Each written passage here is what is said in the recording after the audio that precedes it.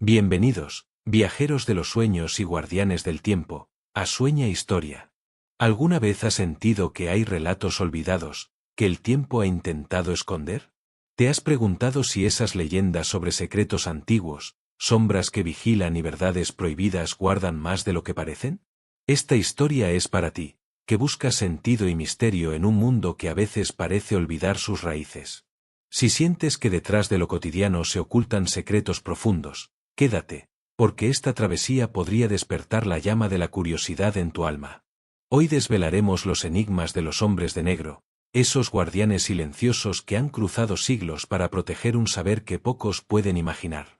Desde antiguos monasterios hasta tierras lejanas, desde manuscritos sellados hasta luces que cruzan el cielo, esta historia te llevará por pasajes oscuros, encuentros furtivos y misterios que desafían toda lógica. No es solo un relato de sombras y silencio, es un viaje hacia lo desconocido, hacia ese límite difuso entre el miedo y la búsqueda de la verdad. Verás cómo sus pasos han marcado la historia, cómo sus presencias aún resuenan en símbolos ocultos y leyendas susurradas. Esta no es una simple narración, es una invitación a soñar con la historia que no siempre nos cuentan, a abrir los ojos y escuchar ese eco que atraviesa el tiempo. Prepárate para cerrar los ojos, respirar profundo y dejar que esta historia te envuelva. Porque al final del viaje, nada será igual. Si estás listo para descubrir lo que la historia quiso esconder, acompáñanos hasta el final. Que comience el viaje, y no olvides compartir este misterio con quienes también sueñan con la verdad. Capítulo 1. Ecos en la oscuridad. Los primeros registros. Hubo un tiempo en que el cielo no era silencioso.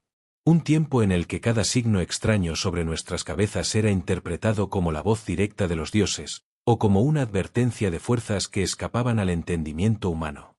Fue en ese tiempo, entre los siglos XI y XII, cuando los primeros registros comenzaron a hablar de apariciones oscuras, silenciosas, inquietantes, figuras vestidas enteramente de negro que surgían en aldeas remotas tras noches de luces inexplicables en el firmamento. Los escribas y monjes que plasmaron estos hechos en pergaminos no siempre coincidían en sus descripciones, pero todos compartían un patrón inquietante. Las visitas ocurrían siempre después de fenómenos celestes inusuales, eclipses, cometas, lluvias de fuego, y los visitantes parecían no pertenecer ni al lugar ni a la época. Los testimonios más antiguos se remontan a monasterios en Normandía y Castilla, donde se conservan crónicas fragmentadas. En ellas se habla de sombras que andaban como hombres y ojos como brasas apagadas, descripciones que, aunque teñidas del simbolismo religioso propio de la época, no dejan de despertar una sensación de amenaza latente. En un registro fechado en 1097, un monje benedictino narra cómo, tras un eclipse total de sol, 3 hombres vestidos con túnicas negras llegaron a la aldea, no pidieron alojamiento ni alimento, y simplemente se sentaron en la plaza, observando a los habitantes sin pronunciar palabra. Al amanecer, habían desaparecido sin dejar huella. El contexto histórico amplifica el misterio. Europa de aquel entonces vivía bajo un orden feudal rígido, donde la superstición y la fe gobernaban más que la razón.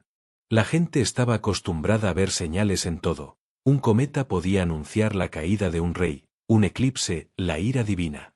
No es de extrañar que la aparición de estos hombres fuera interpretada como un presagio.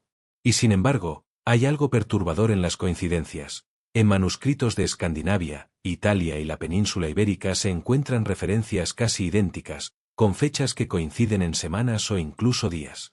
¿Cómo podían aldeas tan distantes, sin comunicación entre sí, relatar encuentros tan similares?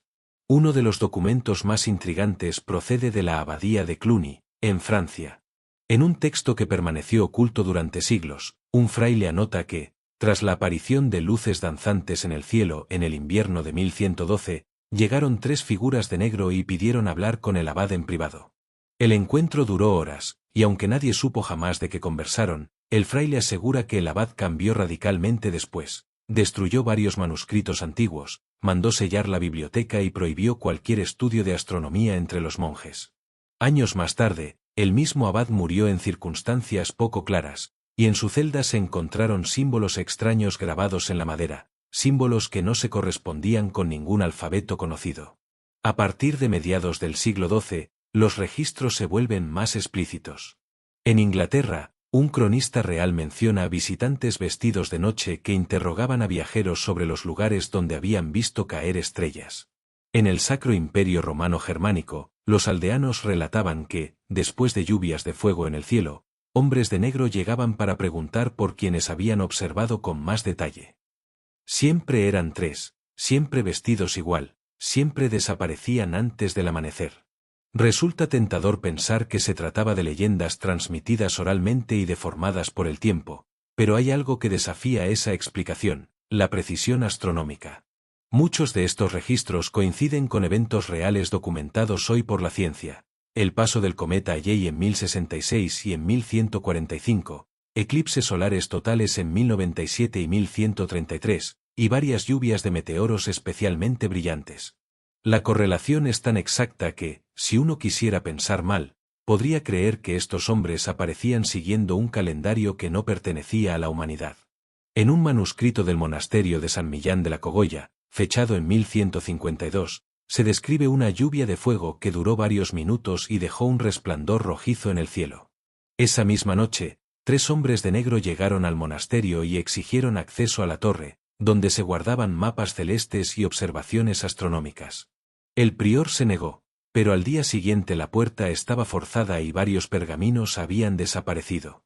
Nadie vio entrar o salir a los visitantes. Nadie escuchó pasos, ni caballos, ni el sonido de puertas abriéndose. Solo se encontraron huellas perfectamente redondas en el suelo, como si pequeños discos hubieran presionado la tierra. La naturaleza de estos encuentros sigue siendo un enigma. ¿Eran enviados de algún poder terrenal, como la Iglesia o algún reino oculto? ¿O acaso pertenecían a algo mucho más antiguo y vasto que cualquier institución humana? Lo cierto es que, mientras más uno investiga, más difícil resulta encontrar un origen claro. Las descripciones son demasiado uniformes, los momentos demasiado precisos. Incluso en las crónicas donde los autores intentan dar explicaciones naturales, comerciantes forasteros, espías, peregrinos, siempre queda un elemento que no encaja: su silencio, su desaparición repentina, la forma en que parecían saber quién había visto qué. Es posible que los hombres de negro no fueran meros espectadores. Puede que fueran recolectores de algo más que información. Tal vez buscaban borrar de la memoria colectiva ciertos detalles de lo que se había visto en el cielo, impedir que algún conocimiento prohibido se transmitiera, o incluso localizar a quienes habían presenciado demasiado. Tal vez la verdadera historia no está en lo que dejaron tras su paso, sino en lo que se llevaron consigo. Y así, entre sombras y manuscritos amarillentos por el tiempo, el mito comenzó a tomar forma. No era todavía una leyenda urbana, ni un relato para asustar a los niños. Era un susurro entre monjes, un secreto compartido entre escribas que temían más a la verdad que a la mentira. Un eco en la oscuridad que, con el paso de los siglos, seguiría repitiéndose, siempre en voz baja, siempre con la misma advertencia: cuando las luces aparezcan en el cielo, no las mires demasiado tiempo, porque alguien vendrá a preguntar lo que viste. Capítulo 2. La sombra entre imperios. El silencio de los cronistas. El siglo XII amanece sobre Europa con un aire nuevo. Las cruzadas arrastran a miles hacia Tierra Santa, el comercio florece tímidamente en las rutas que unen el Mediterráneo con el norte, y en los monasterios, la copia de manuscritos acelera la preservación y manipulación del conocimiento. Pero entre pergaminos y mapas, los rastros de los hombres de negro cambian de naturaleza, ya no aparecen tanto en las crónicas populares, sino en cartas selladas, registros secretos y notas marginales escritas con mano furtiva. Es en este periodo cuando surge un cambio inquietante. Los hombres de negro dejan de ser meros observadores pasivos y comienzan a vincularse a desapariciones que afectan no solo a campesinos anónimos, sino a figuras clave de la política y la religión. El archivo de la abadía de Cluny conserva un documento datado en 1149 que describe, sin adornos, el desvanecimiento de un emisario papal en pleno viaje hacia París. El registro no menciona a los hombres de negro de forma directa, pero sí relata que, horas antes de que se perdiera su rastro, 3 figuras vestidas de oscuro fueron vistas cruzando un puente de madera bajo una lluvia persistente. Testigos afirmaron que no dejaron huellas en el barro. Mientras tanto, en Constantinopla, la capital del Imperio bizantino, otro relato emerge. Un escriba griego, Teodoros Cletor, menciona en su diario personal que, durante un eclipse parcial del Sol en 1151, 3 hombres encapuchados permanecieron inmóviles frente a la puerta de la Biblioteca Imperial durante toda la duración del fenómeno. Los guardias no los expulsaron, ni siquiera se acercaron, parecían, según Cletor, embargados por una fuerza que les impedía actuar. Cuando el sol volvió a brillar, las figuras se habían desvanecido y varios volúmenes antiguos, copias de textos egipcios y babilonios, habían desaparecido de los estantes. Lo que hace más perturbador este periodo es la correlación de sucesos. En un intervalo de 20 años, crónicas de lugares tan distantes como el Sacro Imperio Romano Germánico, las repúblicas marítimas italianas y los principados cruzados de Oriente Medio registran apariciones similares, fenómenos celestes, eclipses, lluvias de meteoros, auroras inusuales, seguidos de la llegada silenciosa de estos enigmáticos hombres. En algunos casos, las desapariciones son humanas, en otros, desaparecen objetos de gran valor histórico o religioso. Pero aquí se esconde un misterio aún mayor. En todos los relatos, sin excepción, las figuras nunca interactúan con las multitudes ni se inmiscuyen en el caos de las ciudades. Se mueven como si supieran exactamente dónde ir y a quién o qué buscar. Es como si poseyeran una lista invisible, un itinerario que seguían con precisión milimétrica, ajenos al mundo que los rodeaba. Algunos estudiosos modernos han sugerido que podrían haber sido agentes de órdenes secretas, como los templarios o redes de espías al servicio de monarcas. Sin embargo, esta hipótesis tropieza con un obstáculo insalvable. Los testimonios abarcan imperios rivales, culturas enemistadas y religiones enfrentadas. Ni siquiera los templarios, con su red de fortalezas y caballeros, podrían haber operado con tanta rapidez y coordinación a través de territorios hostiles, y mucho menos de manera simultánea. Es también en el siglo XII cuando surge por primera vez la conexión entre los hombres de negro y el conocimiento prohibido. Algunos fragmentos recuperados de la Biblioteca de Alejandría, copiados y preservados en secreto, mencionan custodios del silencio encargados de salvaguardar artefactos y escritos que no debían ser mostrados al vulgo. Aunque la identificación con los hombres de negro es especulativa, la descripción física y la metodología coinciden demasiado como para ignorarla. Un caso particularmente extraño ocurre en 1178, cuando un grupo de monjes en Canterbury afirma haber visto lluvia de fuego cruzar el cielo nocturno, seguida de un temblor que hizo vibrar las vidrieras de la catedral. Esa misma noche, un anciano erudito, experto en astronomía, desapareció sin dejar rastro, junto con todos sus manuscritos y mediciones del cielo. Los registros posteriores muestran que, semanas antes, había enviado cartas a colegas en Francia y el Sacro Imperio alertando sobre un cambio en la danza de los astros. La pista más inquietante de este siglo, sin embargo, proviene de una carta cifrada atribuida al obispo de Winchester en 1185. En ella, el prelado advierte a un homólogo en Escocia sobre aquellos que viajan sin dejar huella y que conocen lo que debe ser callado. Menciona que, tras su paso, el aire se enfría y el silencio pesa como plomo.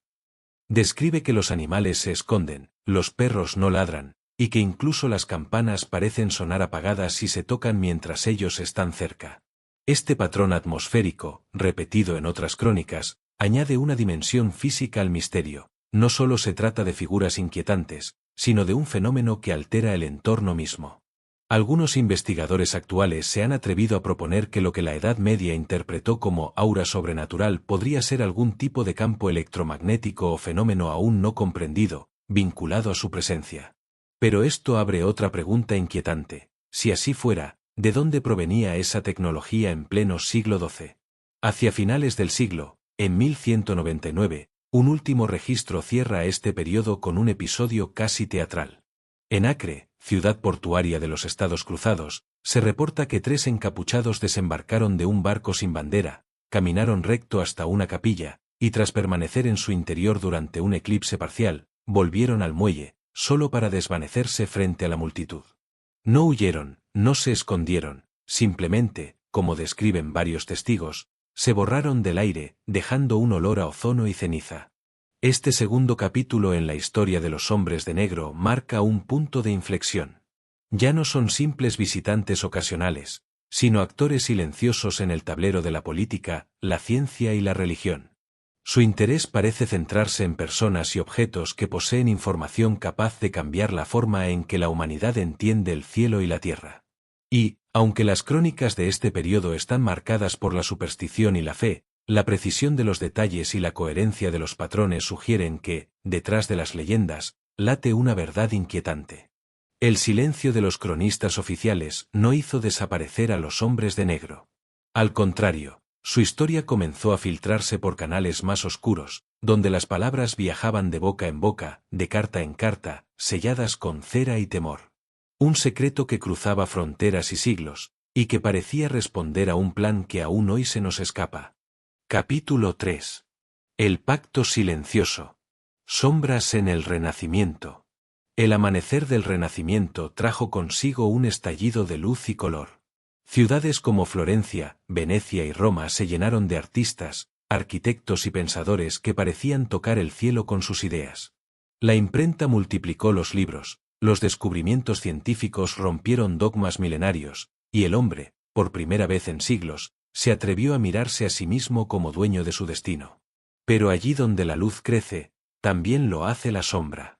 Y en esta nueva era de curiosidad y desafío, los hombres de negro no desaparecieron, se adaptaron.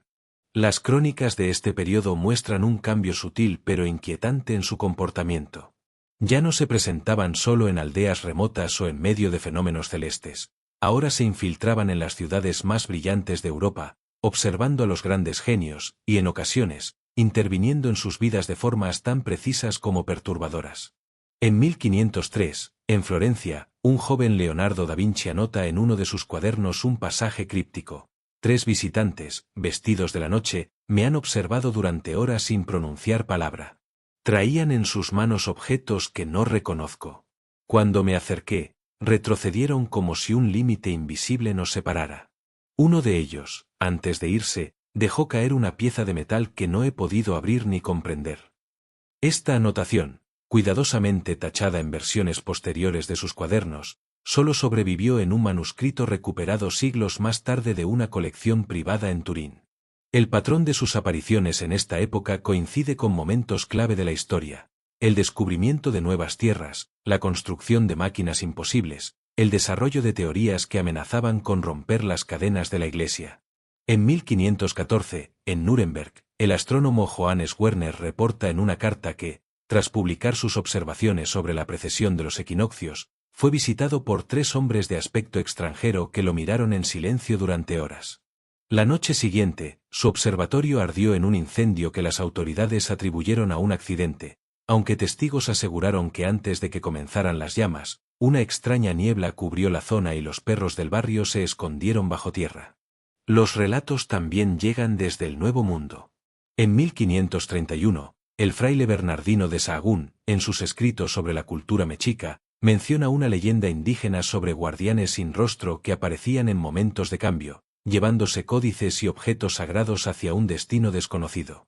Lo más perturbador es que, en sus notas personales, Sahagún afirma haber visto en Tenochtitlán, días antes de la caída de la ciudad, a 3 figuras vestidas completamente de negro, caminando entre los templos como si buscaran algo específico. En este siglo, los hombres de negro parecen actuar con una agenda más elaborada. Si en épocas anteriores sus visitas podían parecer aleatorias, ahora siguen un patrón, aparecen allí donde el conocimiento está a punto de romper un límite, donde las ideas amenazan con abrir una puerta demasiado grande para la mente humana de la época. No destruyen siempre lo que encuentran, en ocasiones, lo toman y desaparecen. Pero cuando deciden borrar algo, lo hacen con una precisión quirúrgica, como si eliminaran solo la pieza clave que haría comprensible el resto. Un ejemplo inquietante es el caso de Giordano Bruno. Filósofo, astrónomo y visionario, defendía ideas que desafiaban a la Iglesia: mundos infinitos, vida extraterrestre, la infinitud del universo. Antes de ser arrestado por la Inquisición, Bruno escribió a un amigo en Venecia mencionando que, semanas antes, había sido visitado por 3 testigos silenciosos que escucharon sus teorías durante toda una tarde. Sus rostros eran inexpresivos, pero sus ojos parecían contener el reflejo de estrellas que no conozco, escribió. Días después, Bruno fue capturado. Sus papeles, incluidos tratados inéditos, nunca fueron encontrados.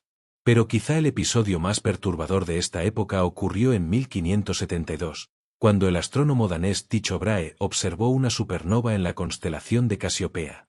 El evento, visible a simple vista, conmocionó a toda Europa.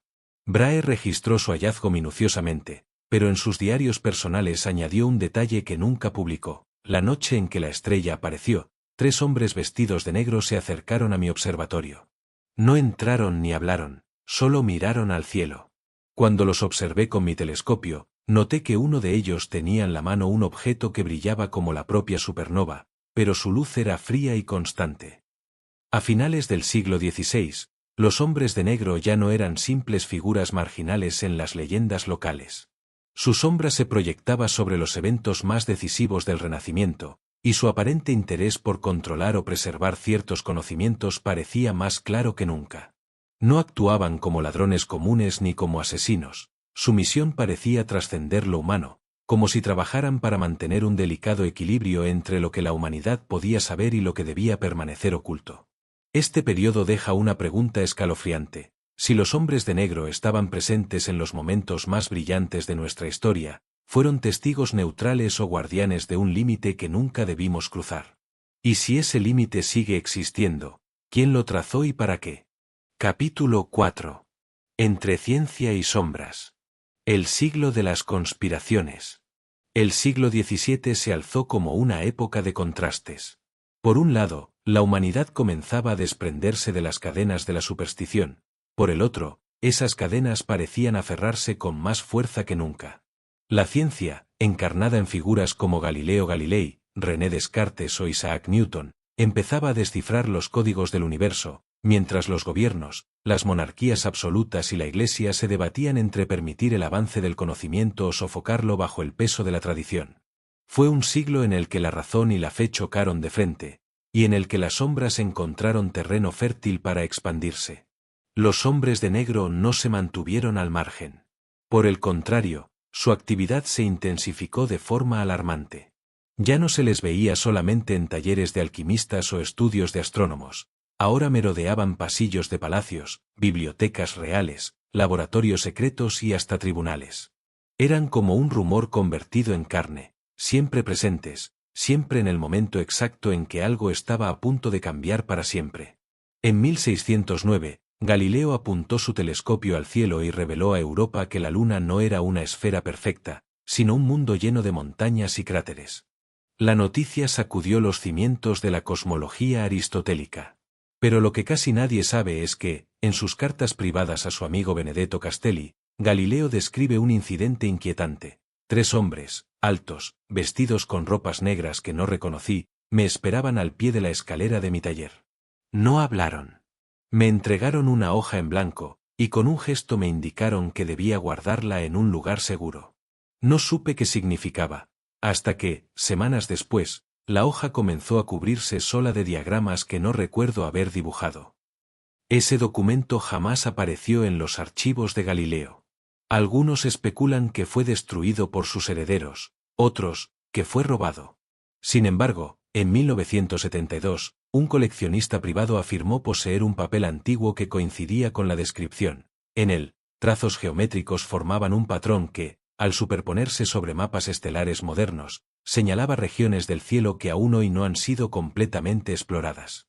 La historia de René Descartes guarda un capítulo igualmente perturbador.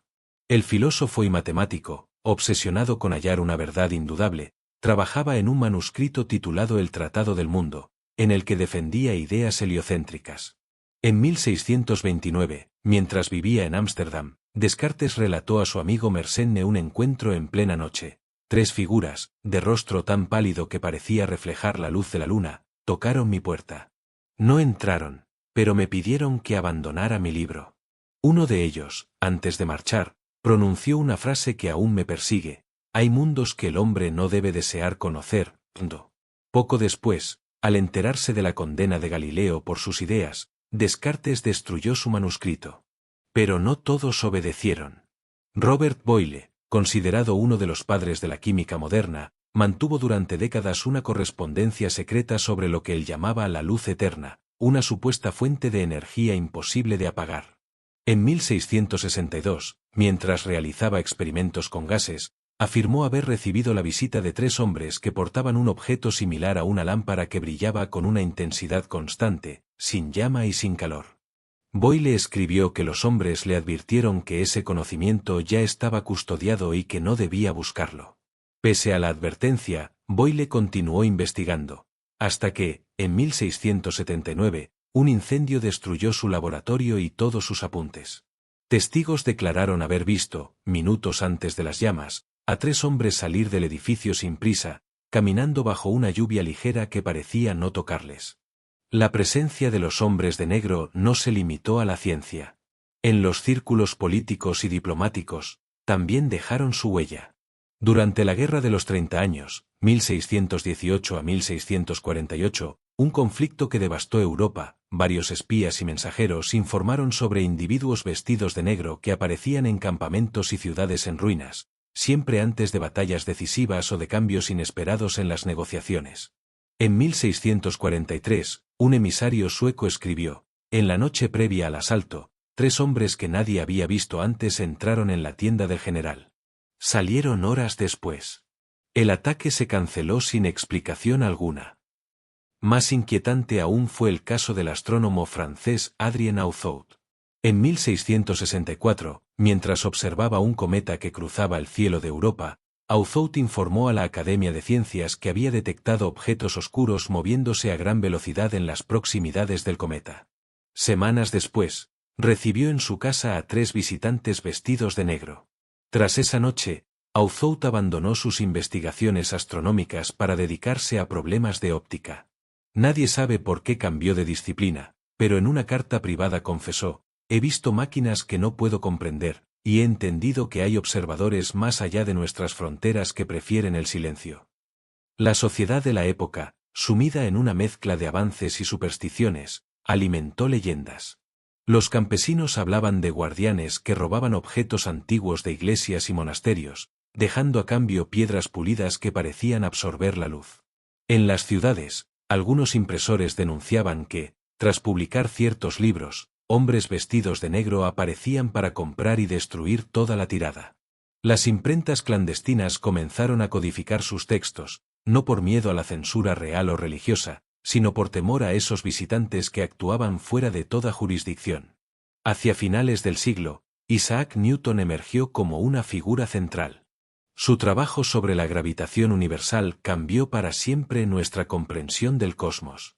Sin embargo, Newton también dedicó una parte considerable de su vida a la alquimia y a la búsqueda de lo que él llamaba la clave de Salomón, un conocimiento que creía capaz de revelar el diseño mismo de la creación. En un cuaderno hallado siglos después, Newton describe una experiencia que tuvo en 1693. 3 hombres, idénticos en su porte, acudieron a mi estudio.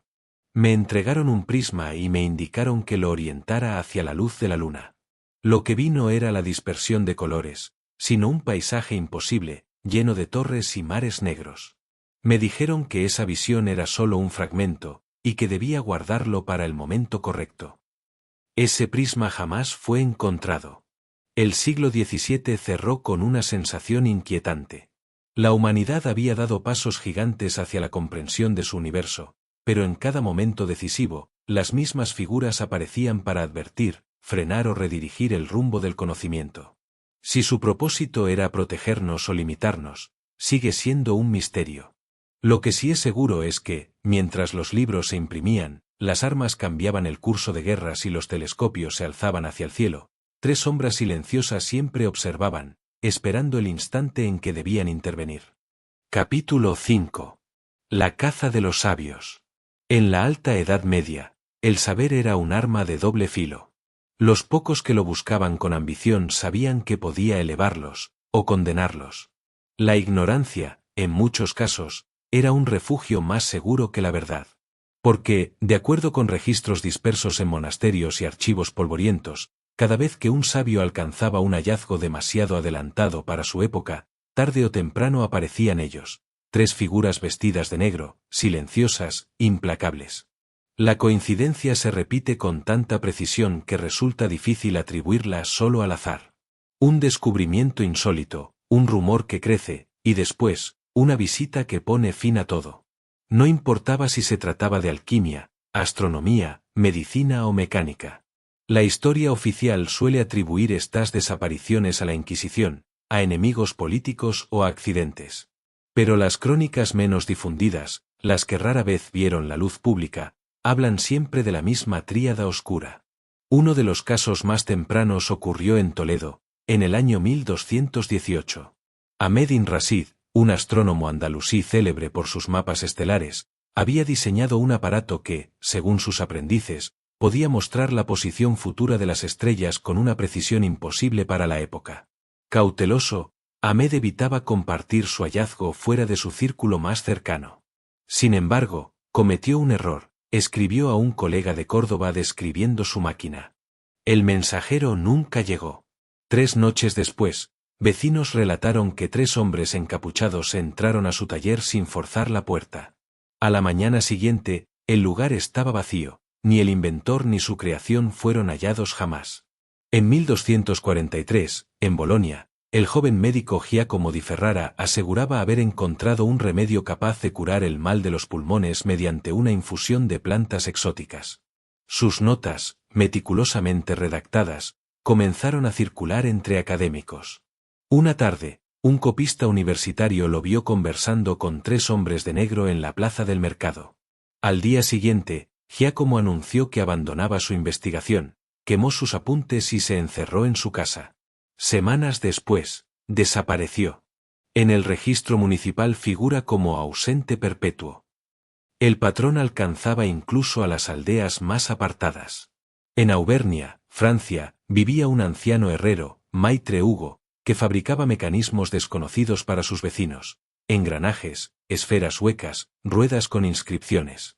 Una noche de invierno, 3 forasteros de túnica negra se presentaron en su taller. No compraron nada, no pidieron nada. La fragua se apagó esa noche, y al amanecer el herrero ya no estaba. Sobre la mesa quedó una pieza metálica grabada con símbolos extraños. Un manuscrito del monasterio de San Galo relata la historia de Frater Nicolaus, un monje que, en 1261, afirmó haber hallado una proporción matemática que unía las medidas de la Tierra con las de ciertos cuerpos celestes. Sus cálculos coincidían con datos que solo serían confirmados siglos después. Tras compartir el hallazgo con 2 hermanos de confianza, Nicolaus recibió la visita nocturna de 3 figuras encapuchadas. No se escuchó conversación, solo un murmullo grave que hizo que los demás se santiguaran. A la mañana siguiente, su celda estaba vacía y sus pergaminos habían desaparecido. El abad anotó: ha partido para no regresar. No debe ser buscado. La recurrencia del número 3 fascina y aterra a partes iguales. Algunos creen que era un grupo con jerarquías definidas. Uno observaba, otro interrogaba y el tercero, en silencio, parecía registrar todo mentalmente. Otros sugieren que la tríada tenía un significado ritual, quizá vinculado a un conocimiento arcano. Las descripciones coinciden en que sus ropas carecían de costuras visibles, sus botas no dejaban huellas comunes, y sus manos permanecían siempre cubiertas. Los que se atrevieron a mirarlos a los ojos describen un brillo metálico, como un espejo que devolvía la imagen del observador. En 1289, en Lübeck, el alquimista Magnus Aurelius proclamó haber creado un fuego líquido capaz de arder bajo el agua. Un mes después, 3 figuras negras lo visitaron. Un aprendiz contó que uno de ellos dejó una pequeña caja metálica sobre la mesa. Magnus la abrió, y su rostro perdió todo color. Ordenó destruir sus notas y expulsó al muchacho.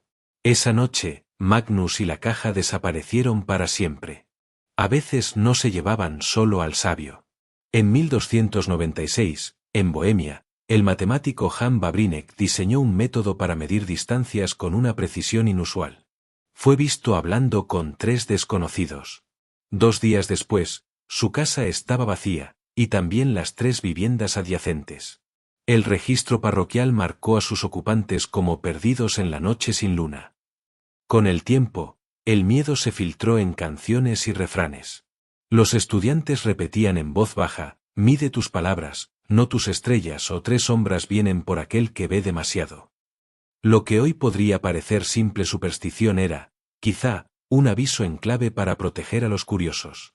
La caza de los sabios no fue un hecho aislado ni un episodio menor. Fue un proceso continuo, cuidadosamente ejecutado, que trascendía fronteras, credos y reinos. No buscaba destruir el conocimiento, sino controlarlo, apropiarse de él. Y si damos crédito a los manuscritos más oscuros, esa cacería nunca terminó, solo cambió de rostro y de nombre. Porque, como advierte un texto anónimo hallado siglos después en Praga, ellos no temen a reyes ni a papas. Solo temen que alguien más sepa lo que ellos ya saben. Capítulo 6. El manuscrito silenciado. En 1324, en una Europa todavía marcada por el temor a lo desconocido, un único texto se convirtió en la obsesión de eruditos, inquisidores, y de aquellos misteriosos visitantes que las crónicas llamaban hombres de negro. Ese texto, del que apenas han sobrevivido fragmentos, fue conocido entre los estudiosos como el Libro del Aire. Su autor, un enigmático sabio llamado Eneas de Verona, aseguraba que contenía el conocimiento para fabricar máquinas voladoras y mapas de tierras más allá del océano. Eneas, nacido hacia 1285, había viajado por gran parte del Mediterráneo, visitando bibliotecas en Sicilia, Alejandría y Constantinopla. Regresó a Italia con una colección de notas, dibujos y símbolos que, según él, procedían de civilizaciones anteriores al diluvio. El manuscrito que compuso en los años siguientes mezclaba geometría, astronomía, principios mecánicos y descripciones detalladas de extraños artefactos de alas batientes y discos giratorios. También incluía un mapa del mundo en el que, junto a Europa, África y Asia, aparecía dibujada una gran masa de tierra desconocida al oeste. El contenido era demasiado peligroso para su época. Apenas lo terminó, Eneas envió copias parciales a 3 amigos de confianza, uno en Génova, otro en París y un tercero en Lisboa. No sabía que aquel acto sellaría su destino. Las primeras señales de que el manuscrito había llamado la atención equivocada llegaron una fría noche de otoño. Un comerciante de seda, que vivía frente a la casa de Eneas, relató años más tarde que vio llegar a 3 figuras encapuchadas, montadas en caballos negros sin herrajes visibles. No tocaron la puerta, la abrieron y entraron como si conocieran el lugar. Permanecieron dentro varias horas. No hubo gritos, ni discusiones, ni ruidos de violencia. Al amanecer, se marcharon del mismo modo. Al día siguiente, Eneas comentó a un colega que había recibido una advertencia y que debía decidir entre 2 caminos: entregar su obra voluntariamente o enfrentar consecuencias que no podía imaginar. Su colega le rogó que destruyera el libro. Eneas, obstinado, se negó. Pocas semanas después, la Inquisición inició un proceso contra él por prácticas heréticas y posesión de textos contrarios a la fe. El juicio fue breve. Durante las audiencias, Eneas intentó explicar que sus descubrimientos eran fruto de la observación y el ingenio, pero los inquisidores parecían tener ya decidido el veredicto. Curiosamente, ninguno de los cargos mencionaba el contenido concreto del manuscrito, como si no quisieran que quedara registrado. La noche antes de su ejecución, un escriba que trabajaba en los archivos del tribunal aseguró haber visto a 3 hombres de negro entrar en la celda de Eneas. Según el testimonio, hablaron con él durante un largo rato. El escriba, aterrado, escuchó solo fragmentos, palabras como reubicación, intercambio y acuerdo. Horas después, Eneas fue conducido al patíbulo. Algunos testigos juraron que el hombre que subió al cadalso no parecía él, su andar era distinto, y su mirada, extrañamente ausente. El manuscrito oficial del juicio afirma que el libro fue confiscado y destruido por orden del tribunal. Sin embargo, varias crónicas contradictorias sostienen que los hombres de negro lo retiraron antes de que los inquisidores pudieran tocarlo. Una leyenda incluso afirma que aún existe, escondido en una biblioteca secreta junto a otros textos prohibidos. Los fragmentos que han llegado hasta nosotros son enigmáticos. Uno describe un mecanismo de engranajes y velas rígidas capaz de navegar por los vientos más allá del horizonte sin temor a caer en el abismo del fin del mundo. Otro menciona coordenadas y estrellas guía que no coinciden con ninguna ruta medieval conocida. Hay incluso un pasaje que parece describir ciudades en tierras lejanas, con torres de cristal y canales de agua dulce que cruzan desiertos. El interés por este manuscrito no se limitó a la época de Eneas. En el siglo XV, un erudito portugués llamado Duarte Mendes afirmó haber visto una copia parcial en un monasterio abandonado de la costa atlántica. Según su relato, las ilustraciones mostraban máquinas voladoras con alas plegables, y un globo terráqueo con marcas que indicaban corrientes oceánicas desconocidas para su tiempo. 3 días después de hacer público su hallazgo, Duarte desapareció, y el monasterio fue destruido por un incendio del que nadie se declaró responsable. La pregunta que se hacen los historiadores es, ¿por qué este manuscrito despertó tanto interés en los hombres de negro?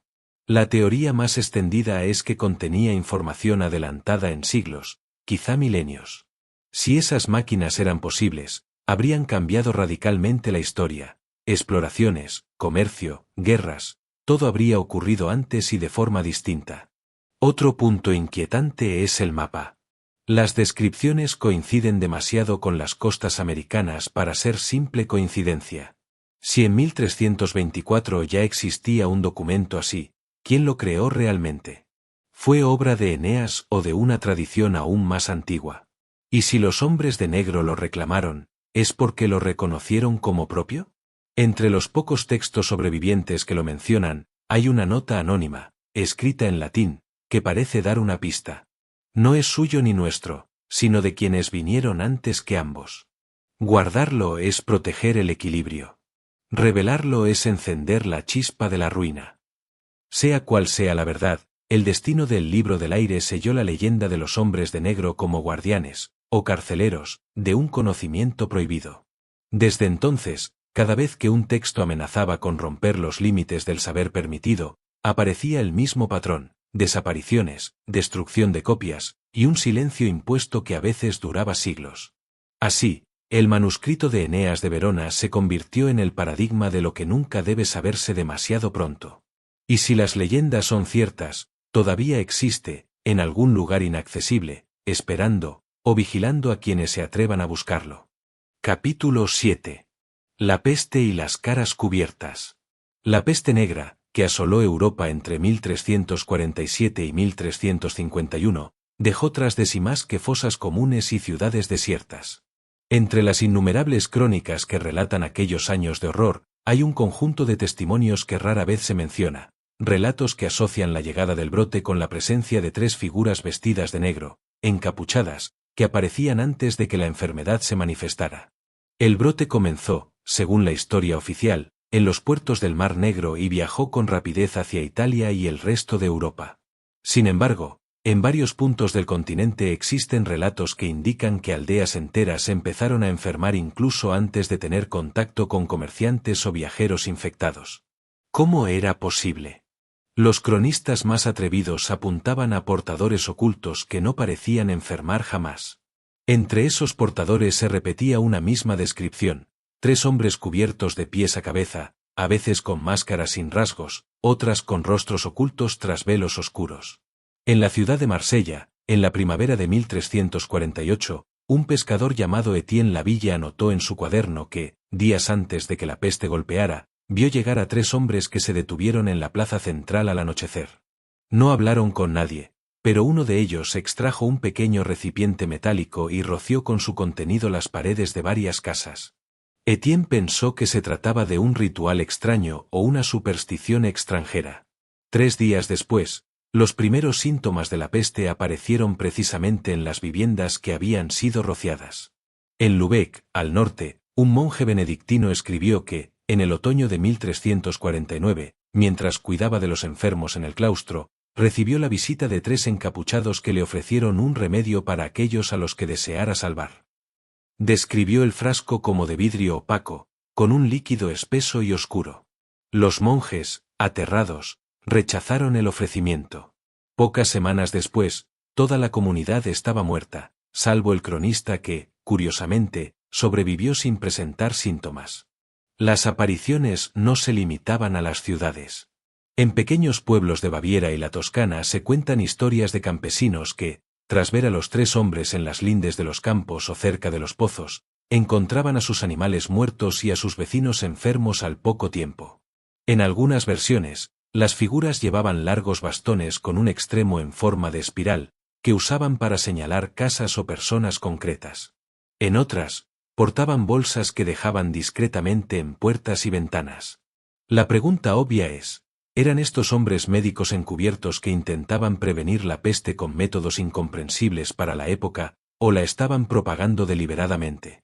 La iconografía popular posterior, esas figuras con máscara de pico que hoy asociamos con médicos de la peste, quizá tenga su origen en una confusión, testigos que mezclaron en su memoria a los doctores reales con la imagen de estos misteriosos visitantes. Un registro especialmente perturbador procede de Siena. Allí, un escriba llamado Matteo di Orso afirma que, antes de que la peste arrasara la ciudad, observó a 3 hombres vestidos de negro entrando en el hospital de Santa María della Scala por la noche. No portaban lámparas, y sin embargo se movían como si vieran en la oscuridad. Al día siguiente, varios pacientes que hasta entonces se recuperaban cayeron gravemente enfermos. Matteo trató de advertir a las autoridades, pero fue acusado de propagar rumores que generaban pánico.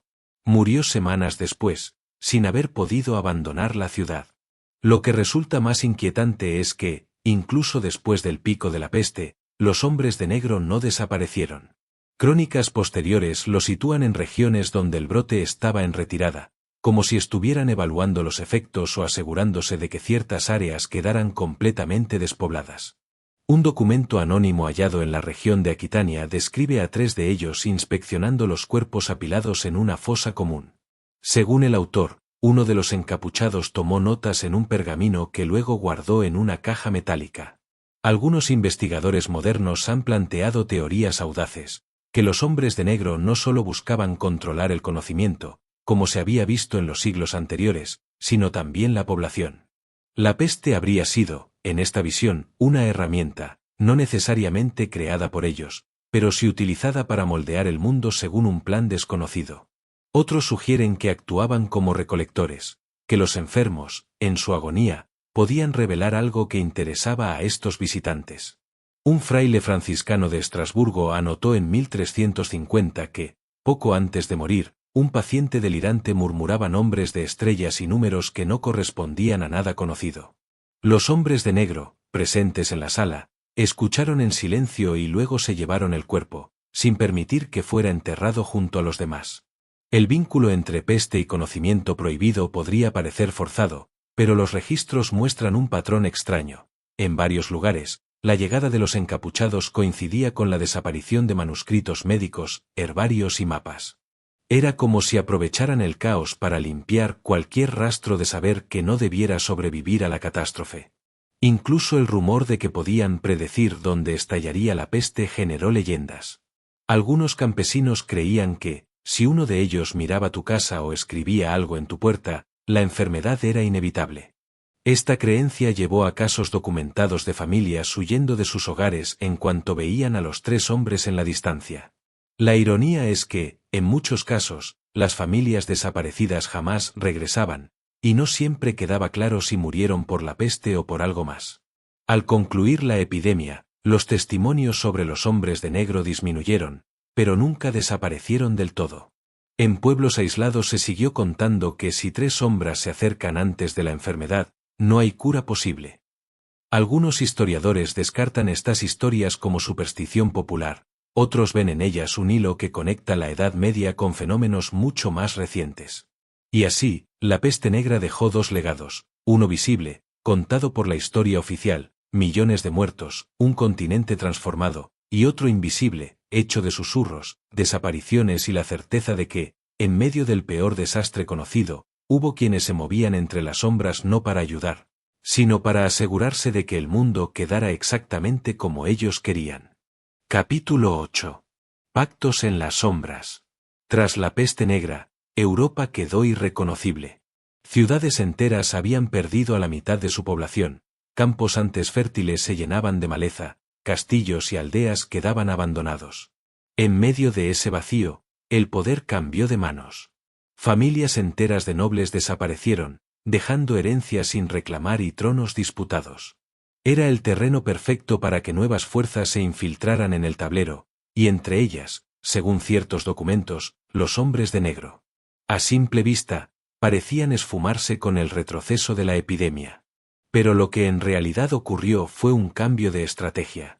Ya no necesitaban moverse de pueblo en pueblo como presencias siniestras. Ahora podían actuar en salones privados, en reuniones secretas, en alcobas donde reyes, obispos y mercaderes susurraban acuerdos que no quedarían escritos en ningún pergamino. Uno de los primeros indicios de este cambio viene de la Crónica de Nuremberg, donde un escriba anónimo narra que, en 1354, el duque Albrecht II de Austria recibió a 3 visitantes no registrados en el protocolo de la corte. No se sabe qué discutieron, pero días después el duque firmó un tratado inesperado, renunciando a reclamar tierras que había disputado durante años. En las cartas posteriores a sus aliados, Albrecht justificaba su decisión con una frase críptica: «Me han mostrado un mapa que no pertenece a este mundo». En Génova, la historia es similar. El Consejo de la ciudad, debilitado tras la peste, negoció un préstamo enorme con banqueros lombardos para reconstruir el puerto. Lo extraño es que los registros financieros muestran que una parte de ese dinero nunca llegó a manos de los trabajadores ni a la compra de materiales. Desapareció sin dejar rastro, salvo por una anotación marginal en un libro de cuentas, entregado según el Pacto de las 3 sombras. Estos pactos no siempre eran con figuras de alto rango. En 1361, en el pequeño pueblo flamenco de Damme, un herrero llamado Pieter Claes empezó a recibir encargos extraños: cerraduras de mecanismo imposible, llaves que no abrían ninguna puerta visible, cajas metálicas con cierres que no podían forzarse sin destruirlas. Pieter decía que todo era para clientes extranjeros que pagaban en monedas de oro sin marca real. Un día, 3 encapuchados llegaron a su taller al caer la noche. Al amanecer, el herrero había desaparecido, junto con todos sus diseños. El alcance de estos tratos secretos parece haber sido continental. Cartas atribuidas a un monje agustino de Praga describen que, en 1365, asistió a una reunión en un monasterio de París donde se presentaron 3 figuras desconocidas ante un grupo reducido de hombres influyentes, banqueros italianos, representantes de la Orden del Temple, que supuestamente había sido disuelta décadas antes, y un emisario del rey de Francia. No hablaron de religión ni de política, sino de controlar el flujo del saber y del oro para evitar que el caos se repita. El monje asegura que al salir de la sala, varios asistentes parecían aterrados, como si hubieran aceptado un pacto cuyo alcance apenas comprendían. Un elemento recurrente en estos pactos es la moneda de silencio. Los hombres de negro no amenazaban directamente, pero entregaban a sus interlocutores algo que los ataba para siempre. A veces era un objeto que probaba un secreto vergonzoso, otras, un conocimiento que no podía compartirse sin riesgo de muerte. Hay constancia de un caso en Londres, en 1372, cuando el mercader William of Kent fue sorprendido con documentos que probaban que parte de la flota inglesa había sido vendida en secreto a mercenarios continentales. William nunca fue acusado oficialmente, sin embargo, abandonó su negocio y vivió el resto de sus días en completo aislamiento, recibiendo visitas nocturnas de 3 desconocidos. La diplomacia medieval también dejó huellas sutiles de su influencia. En el Tratado de Torun, 1411, que puso fin temporal a la guerra entre la Orden Teutónica y el Reino de Polonia, una cláusula extraña obligaba a destruir ciertos archivos cartográficos y notas astronómicas. No parece tener relación con las disputas territoriales, salvo por un informe posterior que indica que los mapas mostraban rutas marítimas no conocidas oficialmente. En varios casos, los pactos parecían garantizar favores a cambio de invisibilidad. El rey Pedro I de Castilla, por ejemplo, recibió en 1368 un cargamento de armas de origen desconocido, justo antes de un levantamiento que amenazaba su trono. Los registros de la aduana de Sevilla no indican ningún barco con tal cargamento. Sin embargo, un escriba de la corte anotó en su diario: fueron 3 quienes entregaron el acero, y no cruzaron las puertas como los demás. No siempre estos acuerdos terminaban bien para ambas partes. Hay relatos de traiciones, nobles que intentaron romper el pacto y acabaron arruinados o muertos en circunstancias misteriosas. En Florencia, la familia Albizzi, rival de los Médici, sufrió una serie de desgracias tras negarse a entregar ciertos códices alquímicos. Incendios, desapariciones y envenenamientos se sucedieron hasta que, finalmente, sus bienes pasaron a manos de aliados de los Médici, quienes, curiosamente, nunca tuvieron problemas con los 3 encapuchados. Con el tiempo, el mito de los pactos en las sombras se mezcló con leyendas urbanas. Algunos creían que los hombres de negro podían ofrecer protección a cambio de obediencia ciega, otros pensaban que se trataba de emisarios de un poder extranjero. Sin embargo, los detalles coinciden demasiado con documentos reales como para descartarlo todo como superstición. Los patrones de aparición, las descripciones físicas y la naturaleza de los tratos son consistentes en registros que abarcan desde Portugal hasta Rusia. La pregunta más inquietante es, ¿para qué servían todos esos pactos?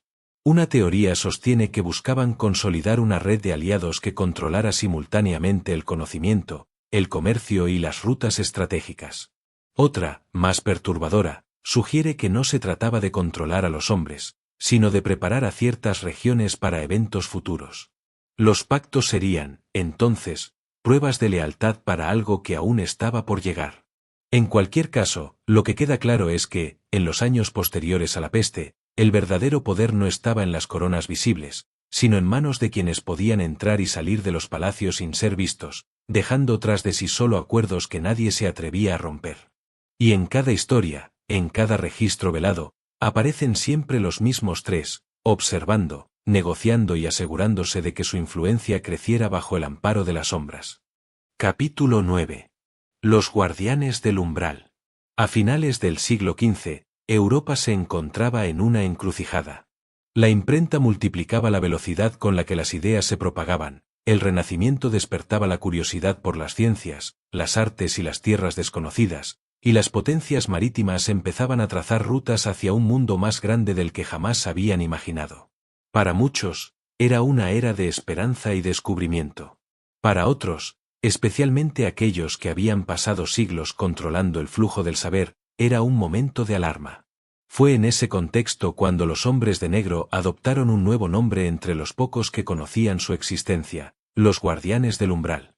Ya no se trataba solo de vigilar a los sabios o sellar pactos secretos con reyes y mercaderes.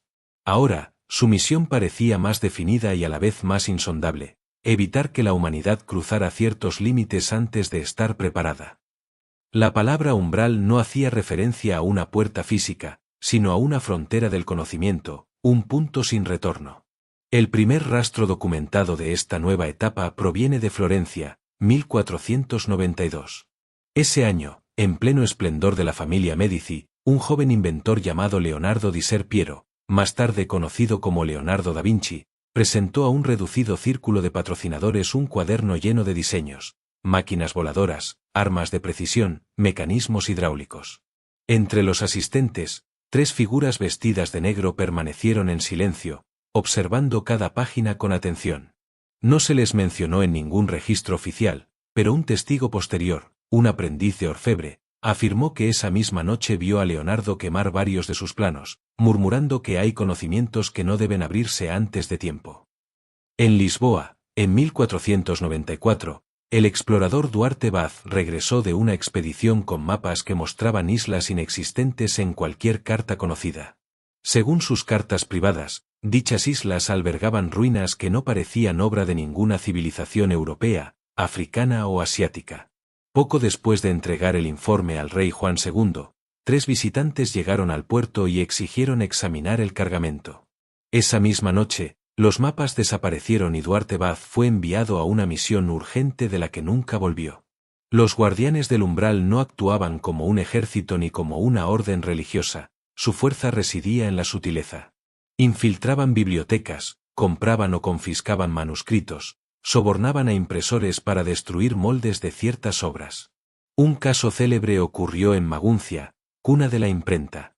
Allí, un tipógrafo llamado Otto Klein comenzó a imprimir un tratado titulado De Natura et Portis, sobre las puertas de la naturaleza, que describía, según testigos, métodos para alterar la composición de metales y prolongar la vida humana. Antes de que pudiera distribuir más de una docena de copias, 3 hombres vestidos de negro entraron en su taller y se llevaron todos los ejemplares. Otto, temiendo por su vida, huyó a Inglaterra y trabajó el resto de sus días imprimiendo simples calendarios y salmos. En algunos lugares, su presencia se volvió casi un rumor institucional. En la Universidad de Salamanca, corría la advertencia entre los estudiantes más ambiciosos: Si tus cálculos te llevan a un mar sin costa, guarda silencio, o vendrán los del umbral. Un profesor de astronomía, Fray Hernando de Torres, desapareció tras anunciar que había encontrado pruebas de que la Tierra no solo era redonda, sino más grande de lo que Colón había supuesto. Sus apuntes fueron confiscados para revisión eclesiástica, pero algunos afirmaban que no fue la Inquisición quien los reclamó, sino 3 figuras que ni siquiera mostraron credenciales. Lo más inquietante es que, a diferencia de épocas anteriores, ahora los guardianes parecían colaborar activamente con ciertas figuras de poder para guiar el curso de la historia. No se limitaban a censurar, también intervenían para facilitar descubrimientos seguros y retrasar los peligrosos. Se cuenta que en 1501, en Venecia, aconsejaron a un grupo de cartógrafos sobre qué rutas publicar y cuáles borrar de las cartas náuticas. Curiosamente, esas rutas omitidas llevaban a zonas donde, siglos después, se descubrirían yacimientos estratégicos y posiciones navales clave. En esta fase, empezaron a aparecer los llamados custodios locales, individuos o familias que, sin vestir el atuendo negro ni ostentar autoridad visible, actuaban como ojos y oídos de los guardianes en cada región. Estos custodios recibían a veces objetos extraños, que debían guardar sin preguntar su origen o propósito.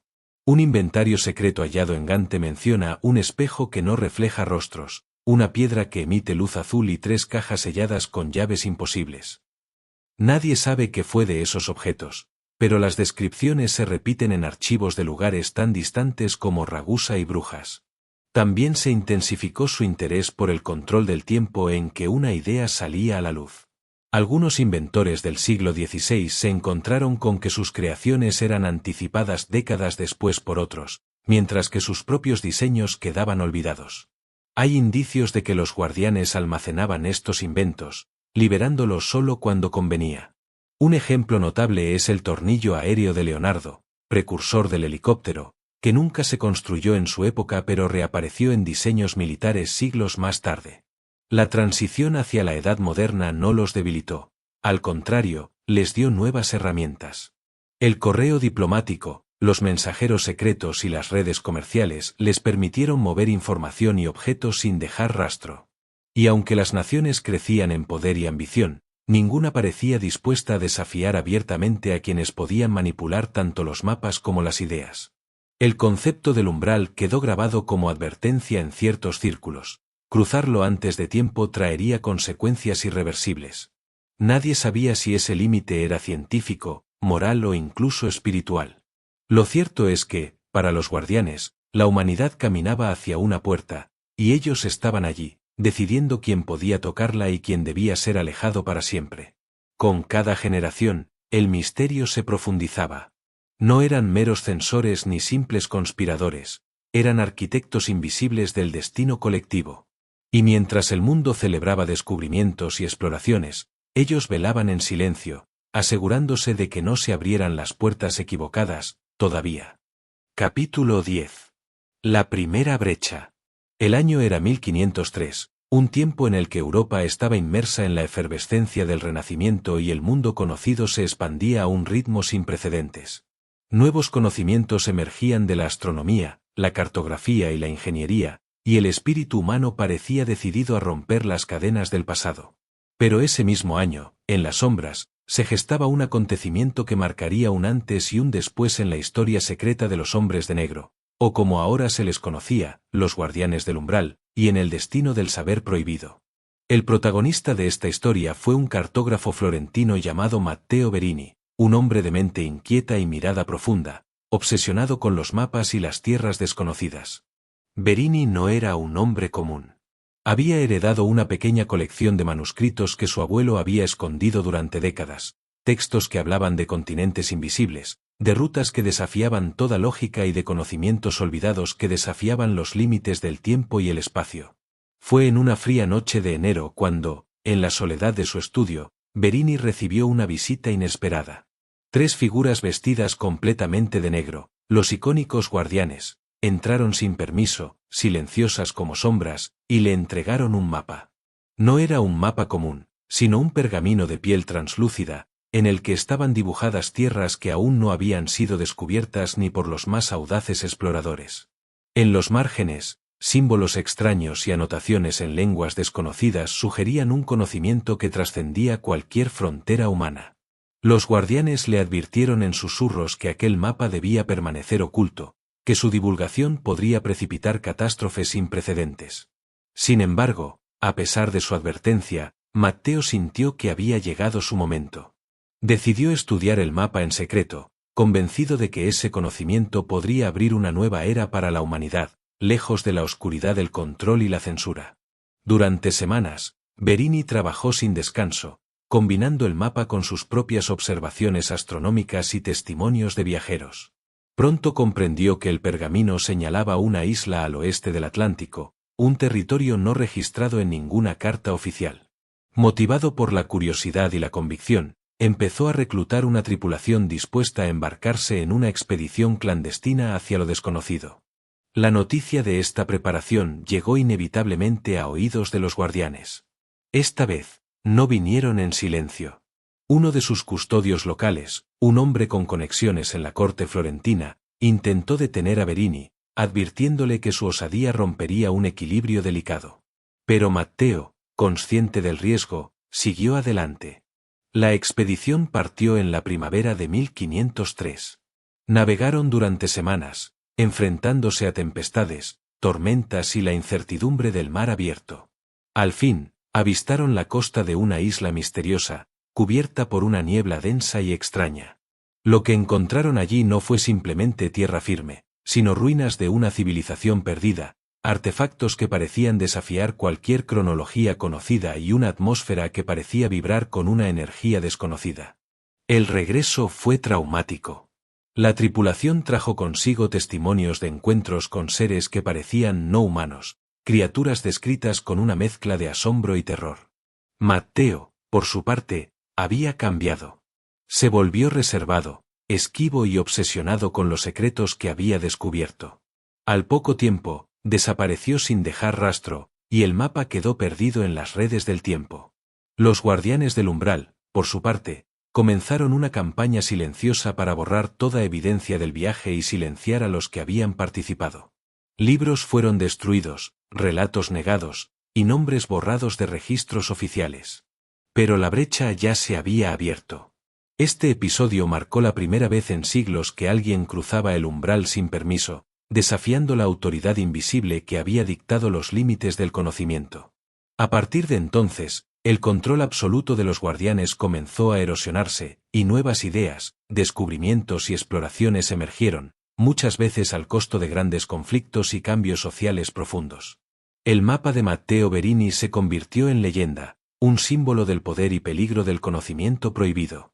Y aunque los guardianes siguieron actuando en las sombras, ya no eran los amos indiscutibles del saber. La humanidad, por fin, comenzaba a forjar su propio destino, cruzando umbrales con valentía, incertidumbre y la inevitable curiosidad que define a nuestra especie. Reflexión final. A lo largo de los siglos, los hombres de negro han sido más que simples figuras envueltas en la oscuridad. Han sido custodios de secretos que el tiempo se ha empeñado en ocultar, guardianes de un conocimiento que la humanidad aún no está preparada para abrazar del todo. Su silueta intangible recorre los pasajes ocultos de la historia, susurros en el viento que desafían la luz, sombras que vigilan desde el borde mismo de la realidad. Pero, ¿qué es realmente el conocimiento prohibido? ¿Un umbral que no debemos cruzar, o simplemente el espejo que refleja nuestros propios miedos más profundos? La línea que separa la luz del saber y la oscuridad del misterio es difusa, y quizá, solo quizá, los hombres de negro no son enemigos del progreso, sino los guardianes de un equilibrio frágil entre lo conocido y lo desconocido. Cada vez que el cielo se ilumina con luces extrañas, cada vez que un manuscrito desaparece, cada vez que un sabio es silenciado, la pregunta persiste: ¿hasta dónde estamos dispuestos a llegar en nuestra búsqueda? ¿Es la ignorancia una cárcel o una protección? Y en el susurro de la noche, cuando las estrellas parecen ocultar más de lo que revelan, queda la certeza inquietante de que alguien, o algo, sigue observando. El eco de las sombras no se extingue, apenas cambia de forma. La historia no ha terminado, solo espera a que la contemples con ojos nuevos. Porque, al final, no es el secreto lo que define a los hombres de negro, sino la eterna tensión entre el miedo y la curiosidad que habita en cada uno de nosotros. Y tú, oyente, ¿qué verías si esas luces volvieran a cruzar el cielo? ¿Y qué harías si alguien viniera a preguntarte lo que viste?